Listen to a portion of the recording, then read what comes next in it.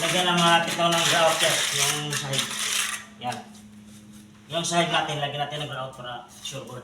Pati ito siya guys. Lagyan rin natin ito ng adhesive. Kahit manipis na. Ito ang malagay. Tapos tapat talaga ito guys.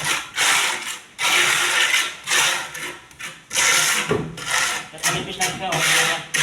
Basta adhesive lang siya.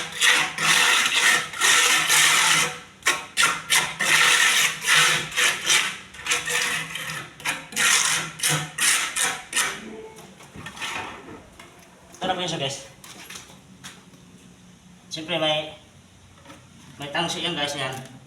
Eskwalado kasi yan. Diyan talaga kami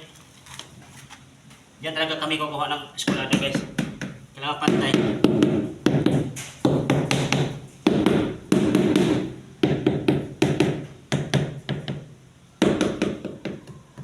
Ayan na guys. Thank you. Salamat.